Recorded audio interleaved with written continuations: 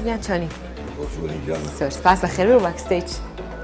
ڕێز سلااو بۆ هەمووتان من دەنام لە پرۆگرامێکی دیکەی باکستیج لەگەڵتانم ئەمڕۆ لە پرۆگرامەکەمدا میوانجاری ڕۆژنامەنووس بێژەر و پێشکەشکاری بەتوانای کوردستان 24 حاکم فەرهاد ڕەسوول دەکەم زۆر سپاس کە ئامادە بووی لە باکستیج تا کۆتایی بینەری پرۆگرامەکەمان بن.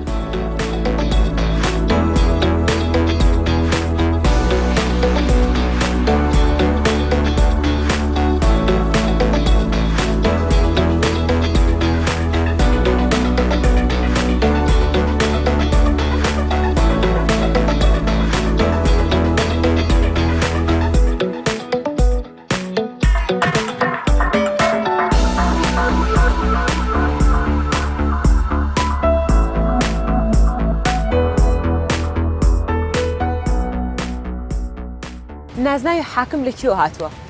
زۆر باشە. هەڵبەت لە شۆڕشی ئەیلول زۆر جارەگەر کەسێک لەگەڵ ڕێز و حرمەتمان مثلەن برین پێچ وایە یەکسەریان و دکتۆر. من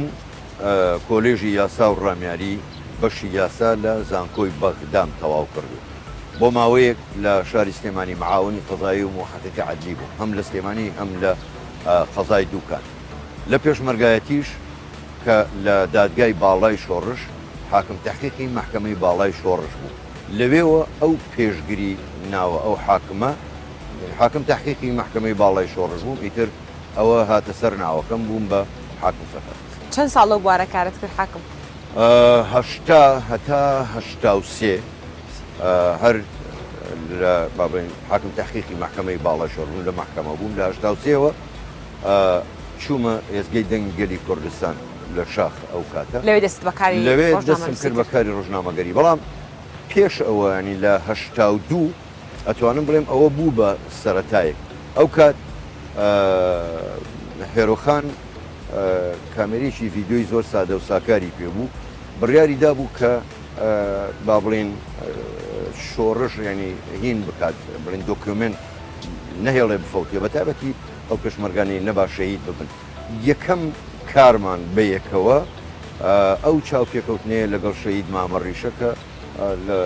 زۆر جار لە تەلەڤیزیۆنی کورسات پیشان دەدرێ ئەوەی مخابلەیەکە قسەی لەگەڵاکە بەندەی مخلیستانە یعنی با بڵێن ئەتوانم ئەوە بە سەرەتا حساب تەمەنت چەند بوو لەو کاتەکە یەکەم چاوپێکەوتنت کرد؟ پێم وابێ 29 ساڵ یان 30 ساڵ ئاوایی بوو بەڵام ئیتر لە هەشتا و سێوە بە تەواوی لە ئێزگەی دەنگی گەلی کوردستان هەم وەکو پێشکەشکاری بەرنمەکان ئامادەکاری بەرنمەکان ئەو جا نووسین بۆ بڵاوکراوەکانی شۆڕش وەکو ڕێبازی نوێ ئەوەشمان لەبیر بێ من بۆ خۆم ئەندامی یەکێتی نووسەرانی کوردستان بوو بۆ گۆڤاری یەکێتی نووسەرانی کوردستانیش هەم چیرۆکم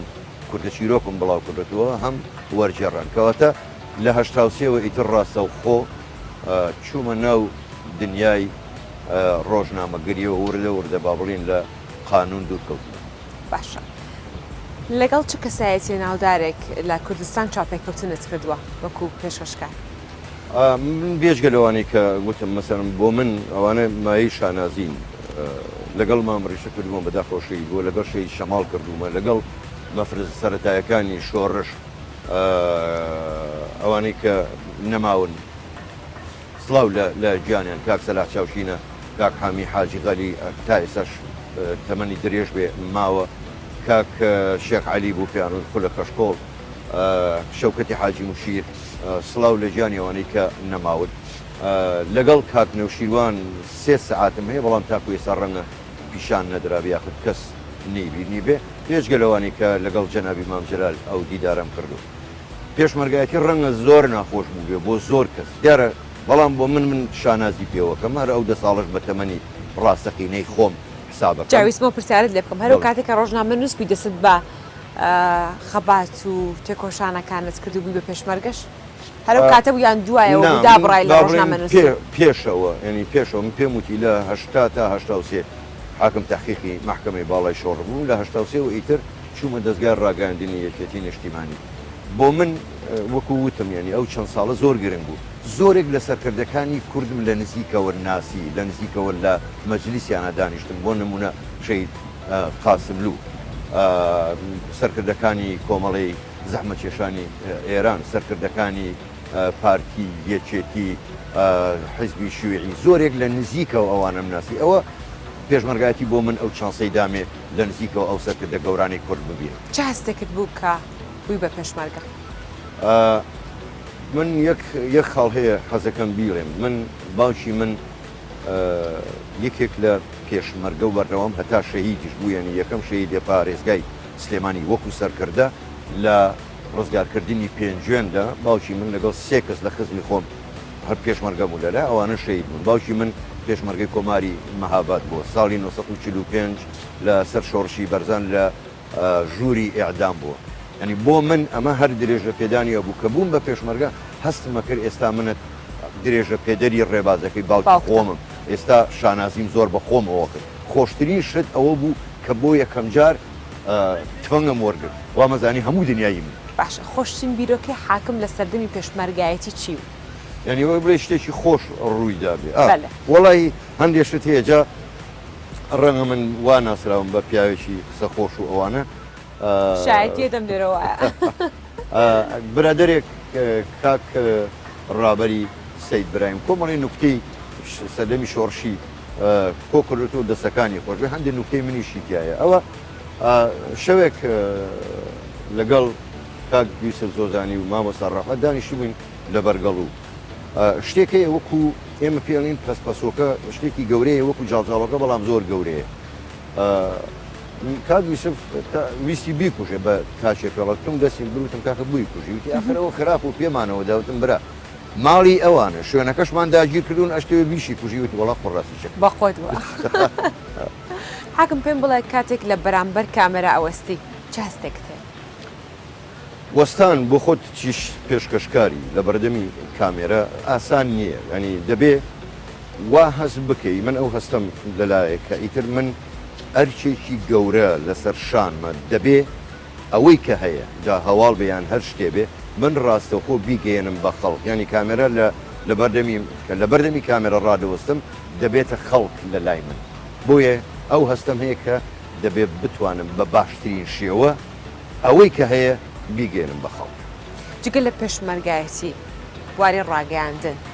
حاکمیش بووی لە بواری یاساش کارت کردو، لە هیچ بوارێکی دیکەش تا کارت کردووە؟ باش ساڵی 2004 کە لە بریتانیا گەڕامەوە بە حەزەکەم ئەوەش بڵێم، ینی من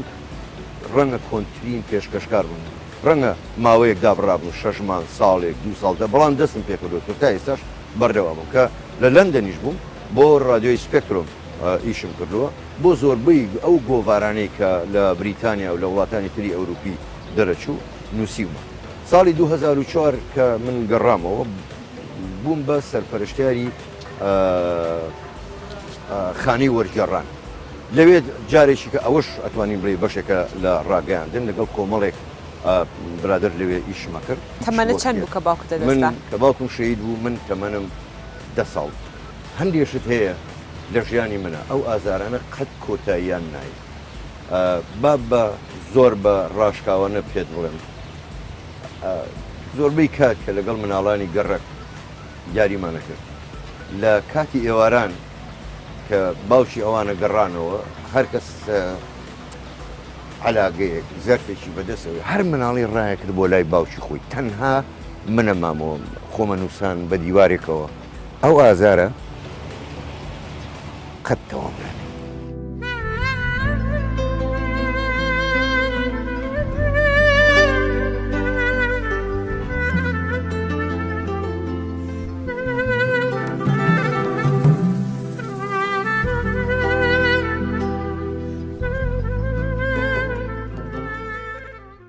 باسی سەردەمی مناڵیت کرد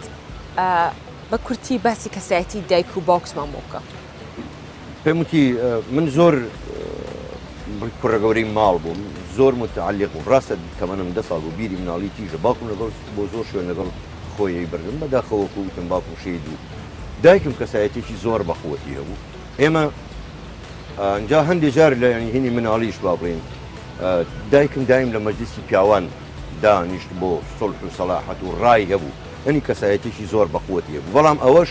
زۆر دیسانەوە تەسیری لە من کرد. من مناڵیەکی سادەم نەبینی وەکو هەموو مناڵانێک کە تێریاریەکەن. بۆ نمونە پێت دەڵێم ئێمە وەختی خۆی پێشەوەی باوکم شەید بێ باوکم پیاوێکی بەدەسەڵات بوو دیوەخانمانەوە کە باوکیشم شەید بوو بەڵام تا ڕادێکی زۆر لە ماڵی ئێمە ئەوە هەرماڵ جا کە فوتبۆڵێنمانە کرد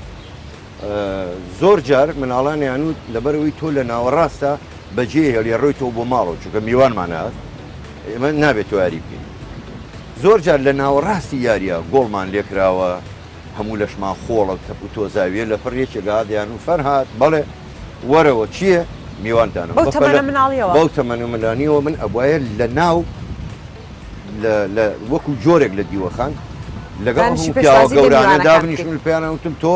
پیاوی ماڵی پیاوی ماڵی چیم کاکە 10 ساڵ 11 ساڵ کەی پیاوی ماڵ کاتە حاکم مناڵی نەکردووە بەهۆی ئەو من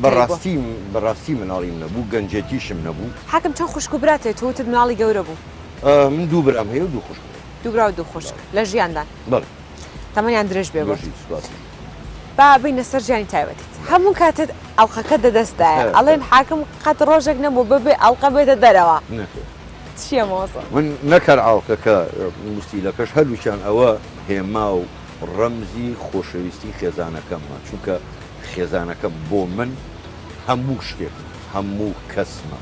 و ئەوەندەشم خۆشەوێ ڕەنگە ینی تا ئەو پەڕی خۆشەویستی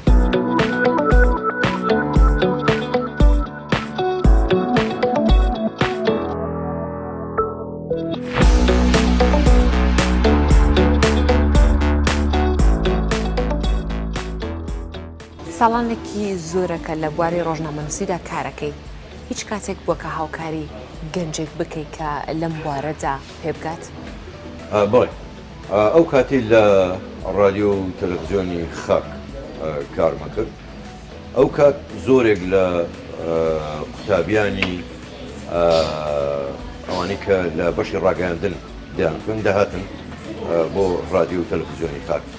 لەوێ زۆر هاوکاری ئەوانم هەمووی کردو یاخود هەر کەسێکی کەشکە بوو بێت لە لای خۆمە بێت سەرنج و تێبینی پێداون تەنانەت ئێستش لە کوردستان 24 ئەنی زۆرێک لەو ئازیزانی کە لەوێ کار دەکەن ئەگەر تێبینی سەرنجم هەبێ بەردەوام پێیان دەڵێن ئەوە فڵانشتی ئەوە باش نەبوو ئەمان واقعی باش وەکو کەسێکی بە ئەزمون دەبارەی ڕۆژنامەنووسیدا پێیت وایە مەرجەسەرەکیەکان بۆ ئەوەی کە ببیتە ڕۆژنامەنووسێکی باش چییە؟ چۆن هوەرمەندی هوەرەکە لە ناخیا هوەرمەندە بە بڕوای من دەبێ کەسی ڕۆژنامەنووسیش ئەو شتانی تێدا بێ بۆی بتوانێت ڕۆژنامەنووسێکی سەرکەوتو بێ جا لە هەر بوارێکی ڕۆژنامەنووسی تۆ کار بکەیت چه نووسین بێ چه ڕادیۆ بێ یاخود تەلەڤیزیۆن ئەوە مەرجانە چین ئەو شتانێک کە باسێکی سەیریکە ینی لە پێش هەموو شتێک تۆ بێ خوێنەرێکی باش تۆ بێ بەردەوام لە هەموو بوارێک خوێنیتەوە ئەبێ زانیاری هەبێت پێشکەشکاری سیاسی بێ یاخود پێشکەشکاریەوەی بەنگلیزی پێیان ئینتەرتەینمنت یاخود تەستێوەست بۆ نمونە بەرنامەکەی تۆ دەبێت لە هەموو بوارەکان تۆ هەمیشە خۆ ئامادەکرد بێت ینی جاری وایە تۆ لەسەر شاشەی لە پڕ پرۆدیوسەر یان دەرهێنەر پێ دەڵێ ئێستا باسی چەند دقەیەکە بێت تۆ لەسەر فەرەنسا قسە بکەیت تۆ گەر مێژووی فەرەنسا سیاسەتی فەرەنسا سەر کۆمارەکانی فەرەنسا نەزانی ڕاوەستی هیچی پێ نابێت بۆیە تۆ ئەو کەسی لە بواری ڕاگەاندن کارەکە بە بەردەوامی ئەبێ بخوێنێتەوە بێجگە لەوەی کە ئەبێ ئەگەر بکرێت تەمرینی قوڕەکە قورژی چونکە ژێی قوڕەکان وەکو ژێی گیتار وایە بۆی بزانی چۆنی ئەژەنی چونکە ڕاستە بە شێوازیی ڕێک دەنووسێ بەڵام مۆسیقای خۆی هەیە لە چواتۆنی دەنگە بەرزەکەیتەوە لە چوان نسمێکیتەوە پاشانە بێت زمانە پاک بێت حرف نەخۆی ینی پیت نەخۆی نا لە سەرەتای وشە نە لە ناوەڕاست نا لە کۆتایی وشە ئەمانە زۆر گرنگن دەبێت کەسێک لەو بوارە ئیشەکە لە بەرچاوی باشە باسی تۆری دەنگت کرد خۆت ماشەڵڵا تۆنە دەنگێکی زۆر زۆر خۆشت هەیە زۆر جار خۆشمان لە تیڤی پێ دەڵێن حاکم گیان تۆ پچەوشت هەرماکەشن لێ نایە کێ ڕاهێنانی پێت کرد کە ئەم دەنگە خۆشە دروست باش ئەمە خۆی بەڕاستی چیرۆکێکی لە پشتەوەی ساڵی 1970 من ئەو کات لە ئامادەیی سلێمانی شتێک مێهرەجانی یاخود فێستیڤاڵی ساڵانەی خوتبە بەڕێوە چوو من هەڵبژێردرام لەوێ کە هەم خوتبەکە بنووس و هەم پێشکەشی بکەم مامۆستا مناڕۆ کێسا لەخوا بەزیاد تەمەند درێژ بێ مامۆستامان مامۆستای زمانی عەرەبی بوو ئێستا دکتۆراشی هەیە ئەو لە بواری نووسین هاوکاری کردم لە نووسینی خوتبەکە غازی بامەڕنی هەزار ڕەحمەت لە گۆڕی ئەو کات مامۆستای مەسرح بوو ئەو فێری بەکارهێنانی خۆرجی کردم فێری کردم چۆن دەتوانی بە قوڕێک بگری ئەگەر شتێکی خەفەتاوی تێ بەڵام تۆ لە حقیقەتا ناگری زۆر ئەو تەمەینانی ئەو فێری منی کرد هەتا ئێستش من زۆر کەڵکم لێبینیوە طبعا ئەو میهرەجانی خیتابەیەش کە لە ئامادەی سلێمانی کرا من بە ئیمتیاز 50 لە نووسین 50 لە ئێلقا وەرگرت ئەوەی کە سیر ماشەڵڵا زیرەک بووی سوپاس ئەوەی کە باڵێن ستافی حەکەم بوون لەوێ کۆمەڵێک لەو من شانازی پێوەکەم ئەوانە حەکەم بوون ئەمە ساڵح دیلان ڕەحمەتی مستەفا ساڵح کەریم ئەوانی کە بێنەوە یادم ئەحمەد هەردی هەزار ڕەحمەت لە گۆڕیان ئەوانم ستافی حکم بوو یعنی با بڵێن دادوەرەکان بوون 50 لە ئێلقا وەرگرت 50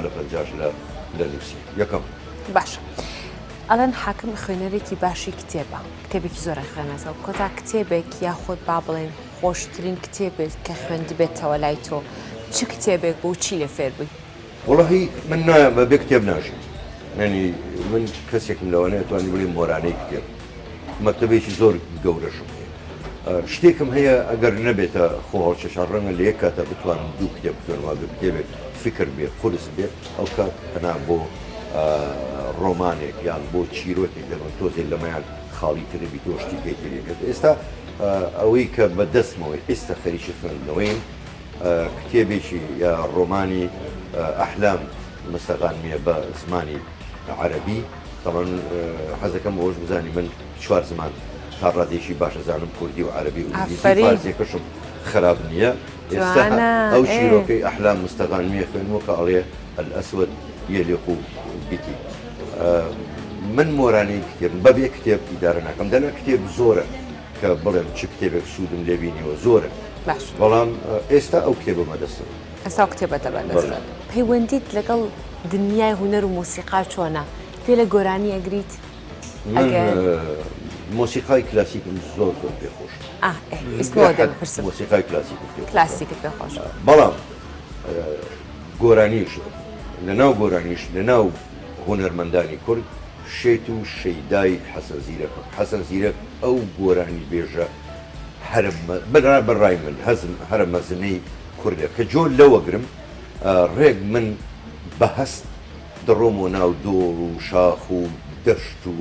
گوند و لادیەکانی کوردستان حاکم تاواکو ئێستا بەدەنگ بەشداریت لە هیچ فیلمێک کردووە یاخۆت ڕۆڵت لە هیچ فیلمێک گێڕاوە باش ئەوە پێشەوەی بێمە سەر ئەو فیلمە من زیاد لە 15 کتێب نزیکی 15 بۆ 20 کتێبم بۆ ڕادیۆی خاک بەدەنگی خۆم تۆمار کردووە لەوانە پێشەشی دیوانی تاریک و ڕوونی مامۆستا هێمن لە فیلمێک لەگەڵ پۆڵ مۆران هەم کامێرەمان هەم دەرهێنەرێکی ئوسترالی بوو بەداخەوە لە دوای ڕاپەڕین لە کوردستان شەهیدیان کرد لەگەڵ ئەو پێکەوە لە لەندەن فیلمێک کە بەرهەمی ئەو بوو بەڵام وەرگێڕانەکەی لە ئینگلیزیەوە من کردومە بۆ کوردی و دەنگەکەش هەر دەنگی منە بەدەنگ بەشداریت کردووە ڕۆڵت نەگەڕاوەتدا فیلمەکە خۆی فیلمی دۆکمەنتاریە هیچ کەسێ ڕۆڵی تیان نییە دۆکمەنتاریە فیلمەکەش ناوی The Hidden Death واتە مەرجی شاردراوە باسی مەترسی مین لوغمەکە لە کوردستان وا بڕیار بوو لە هەموو تەلەڤیزیۆنەکان پیشان بدرێ ئەگەر بە هەڵەدا نەچوو بم 13 دقە بوو بزانم باشە ئەو کاتەوە و تەلەڤیزیۆنەکانی کوردستان نێردرا پیشاندرایان پیشان نەدران نازانم حاکم ئەو کاتانەی کە لە دەوام نیت بەچیوە سەرخاڵی ئەو ڕۆژانەی کە پشویت ڕۆژەکەت چۆن لەسەرە بێت ڕەنگە ببێتە دوو بەشێکی ئیترەوەی لەگەڵ خێزانەکەم بەلایەکە بڕۆین ینی ئیش و کارێکمان هەبێت لە ناو بازار لە شوێنێک بیکەین بەشێکی تری ئەوەی دیسانەوە هەر پێکەوە بچین بۆ باخەکەم باخێکی شکۆلۆکەم هەیە لە گوندی ئەسڵی خۆمان کە زەویزاری خۆشمان ئەو شوێنێت لە دایک بووی من لە سلێمانی لە دایک من هەر لە سلێمانی شوێنی باب و باپیرمە خۆشترین شوێنە بەلای من کە ئەچمە و ئەوێ دەچمە دنیایەکی سەیرەوە چونکە بەخۆی لەناو ئەو شاخ و داخەیە ینی پێم وتی چۆن حەسەن زیرەک حاڵم لێ دێنێ کە ئەچمە ئەوێش بە هەمان شێوە دەچمە دنیایەکی ترەوە دنیایەکی ئەفسوناوی تایبەت بەخۆم ئاگام لە هیچ شتێ نامێنێ خۆشترین شوێنە لە لای باخەوانێکی باشی خراپ بنیم نەڵێ لێش خێزانم هاوکاری مەکایشەکانەکەی هەموو شتێک وەکو پێم وتی من یەکێک لە شتە حرە جوانەکانی خێزانەکەم ئەوەیە هەموو جارێکیش پێم مەڵێ جاخم مەسئولێتی ماڵ هەمووی لەسەر شانی من یعنی باخەوانیشی پێگەی هەندێک جار ئەو نیکە بەڵام دابرین سەرنجم دراتی ئەمە وا لێ بکرێ باشترە ئەمە ئاوای بکەین ئەو باشە ئەو باشە ئەمان بۆ خۆم پێم خۆشە باخەوانی زۆر خۆشە ئەگەر کاتت هەبێ بیکەیت باشە حەکم هیچ کاتێک بووە لەسەر شاشە بی هەواڵک بخوێنیتەوە کاریگەری لەسەر نەفسێتت دروست بکە قۆڕکت پڕ گریان بکات پێم خۆش بوو ئەو پرسیارەت کرد یەکێک لە ساتە ناخۆشەکانی کە پێم وتی بە حیاتی لە بیرم ناچێت ئەو کاتە بوو کە حەشدی شعبی هاتن و کەرکووچیان داگیر کردەوە بە چاوەکانی خۆم بینیم ئاڵای کوردستانیان خست بۆ ژێر پێیانەوە و هەڕەشەیان لە ورد و درشتی کوردستانە یعنی نەمەزانی چۆن ئەوە هەواڵانە پێشکەش بوو ئەو کاتە ئەوەندە لەسەر شاشە بوو هەندێکی هەستێکی ئەوەندە ناخۆشیشەمە بوو کە ڕەنگە قەتیش لە بیرم ناچێتەوە وەسفیش ناکرێت چۆن چۆنێ ببینی پارچەیەک لە خاکەکەی تۆ داگیر کرد داگیریەکات و سوکایەتی بە ئاڵا و بە پیرۆزیەکانی تۆکە خۆرگت پڕ گریان بوو لەو کاتە زۆر چۆن خۆتت کۆنترۆل خۆم کۆنترۆل کرد بەڵام ڕەنگە تۆنیدا ئەگەر بگەڕێتەوە بۆ مابێت ئەو پێشکەشکردنانە مابن هەستی پێەکەی خۆڕگەم چۆن چۆن حەکم ژیانی سینگڵی یان هاوسەرگیری هەردووچی خۆشە تا سنگلی ئەوە بۆ مەرحەلەیەکە بۆ فترەیەکە بەڵام هاوژینیش وەکو چۆن بە بادینی ئەڵێن هاوژین وشەیەکی زۆر زۆر جوانە زۆر زۆر جوانترە لەوەی لای خۆمان دەڵێن هاوسەر یان پێیان دەڵێن ژن و مێرد ئەوەش خۆشی خۆی هەیە تۆ ئیتر لە شوێنێک پێویستت بە هاودەمێکەیە بە هاوژینێکەیە پێکەوە پێ دەڵێ وەرە ئەم ڕێگایی ناویان ناوە ژیان وەرە با بە یەکەوە بیبڕین ئیتر تا ئێستا هەر کەسەمان بەلایە کارەوە نا وەرە ئێستا با پێکەوە بڕین ڕازیت لە ژیانی هاوسەرگیری زۆر خۆم زۆر بە پیاوێکی بەختەوەرەزان بەختەوەری زۆریش بەختەوەری لە چیا بینی لە دوو سێ شتایە ئەوەی کە تۆ بزانی کە یەکەم هاوژینێکی دڵسۆز هەیە کەسێک کە تۆ خۆشە دەوێت ئەویش تۆی خۆشەوێ کەسێک بە تەنگتەوەیە ئیتر لەمە خۆشتر نییە ینی ئەو هاوژینەی کە هەموو شتێکی لەگەڵ تۆ بەش کردو خەمەکانت خۆشیەکانت هەمووی لەگەڵ تۆ لەبەرەوە من زۆر ڕازیم ژیانی خۆشم زۆر خۆشەوە خۆشم بە پیاوێکی زۆر بەختەوەرەزە کۆتا قسەی حاکم لە باکستیج دەستان خۆش بێ بەرنمەیەکی چاکە هەر بژین ئەنی تۆ ئەو ستافە عزیز و خۆشەویستە هیلاگە بن لەگەڵتان بەرنمەیە کە من پێم وایە زەروریە بەرنمێکی سەرنجڕاکێشە دەستە خۆش بێ و تەمە درێژ زۆر سپاس بۆ ئامادەبوونت مەمنون وەڵامی هەموو پرسیارەکانی ئێمەدایەوە خۆشحاڵ بووین بە ئامادەبوونت ئێمە لە ڕێزا کۆتایی بە باکستیجێکی دیکەش دەهەیە سپاس کە بینەر و بیسەری باکستیج وەکو هەمیشە ماڵەوە